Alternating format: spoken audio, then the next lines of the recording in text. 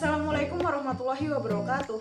Halo teman-teman, perkenalkan nama saya Ulfa Dina Damayanti dengan NIM 2130224105. Saya merupakan mahasiswi jurusan Pendidikan Fisika angkatan 2021 Fakultas Matematika dan Ilmu Pengetahuan Alam Universitas Negeri Yogyakarta. Tujuan dari dibuatnya video ini adalah untuk memenuhi ujian akhir semester genap mata kuliah termodinamika yang diampu oleh Bapak Dr. Supahar, MSI.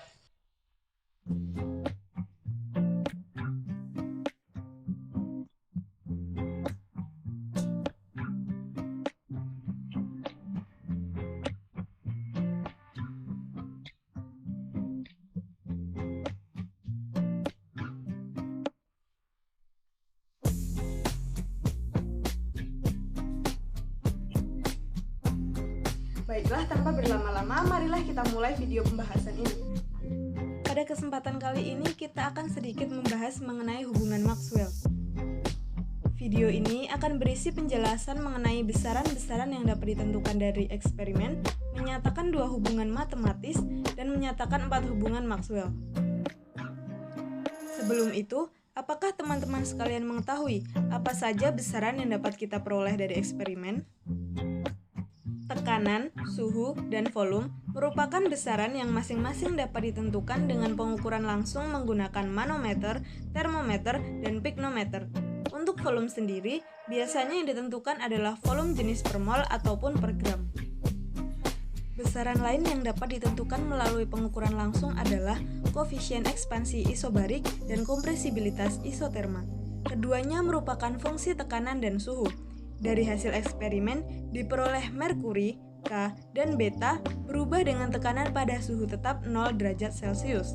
Namun, perubahan itu hanya kecil saja walaupun tekanan diperbesar hingga 7000 atmosfer. Gambar 9.1 merupakan kompresibilitas K dan koefisien muai isobarik beta sebagai fungsi tekanan pada suhu 0 derajat Celcius. Sedangkan pada gambar 9.2 merupakan kompresibilitas dan koefisien ekspansi isobarik untuk tembaga sebagai fungsi suhu pada tekanan tetap 1 atmosfer. Nah, sekarang kita akan mengetahui besaran-besaran yang ditentukan dari eksperimen. Pada umumnya, beta dan K yang ditentukan dengan eksperimen adalah bahan yang berbentuk padat dan cair.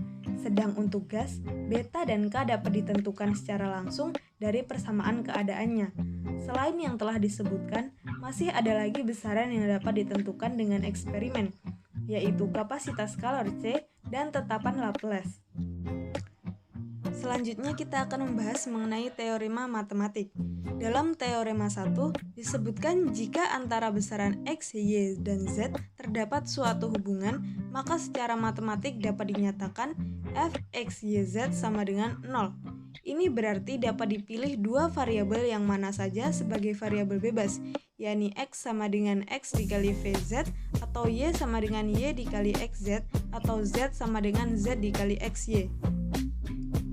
Apabila diambil Z sama dengan Z dikali XY, maka DZ sama dengan dz per dy X dy ditambah dz per dx y dx, dengan M sama dengan dz per dy X dan N sama dengan dz per dx y, sehingga dz sama dengan M dy ditambah N dx, dengan Z, M, dan N merupakan fungsi dari X dan Y. Namun apabila dz adalah diferensiasi eksak, maka harus memenuhi syarat Euler, yaitu do per do x dikali do z per do y sama dengan do per do y dikali do z per do x. Dan pada teorema 2 disebutkan jika antara x, y, z, dan k terdapat hubungan, artinya setiap besaran itu dapat dinyatakan sebagai fungsi dari 2 besaran yang lain yang mana saja, maka akan berlaku do x per do yk, do y per do zk, dan do z per do xk sama dengan 1. Nah, pembahasan terakhir dari video ini adalah hubungan Maxwell. Seperangkat persamaan yang dikenal sebagai hubungan Maxwell dapat dijabarkan berdasar kenyataan bahwa diferensial potensial termodinamika adalah diferensial eksak. Keempat potensial termodinamika dalam bentuk diferensial dinyatakan oleh 4 persamaan berikut. Yang pertama, DU sama dengan TDS dikurang PDV. Persamaan kedua, DH sama dengan TDS ditambah VDP. Persamaan ketiga, DF sama dengan negatif SDT dikurang PDV. Dan persamaan terakhir, DG sama dengan negatif SDT ditambah VDP.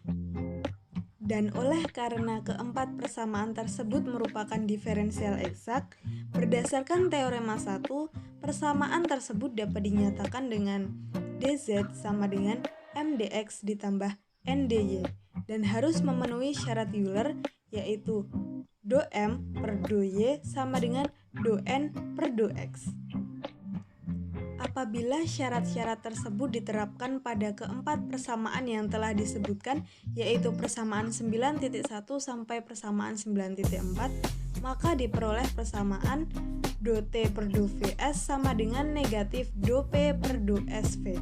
Dan do T per do PS sama dengan negatif do V per do SP.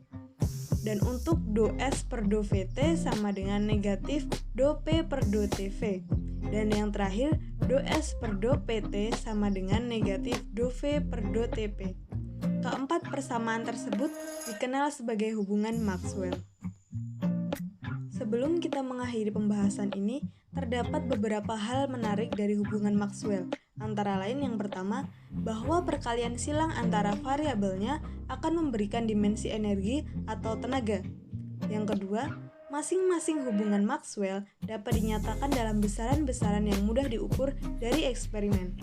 Yang terakhir, bahwa semua hubungan Maxwell tidak merujuk pada suatu proses, melainkan mengungkapkan hubungan yang berlaku pada keadaan setimbang dari sistem hidrostatis. Baiklah, cukup sekian video pembahasan mengenai hubungan Maxwell. Semoga video ini bermanfaat bagi teman-teman sekalian. Saya akhiri, wassalamualaikum warahmatullahi wabarakatuh.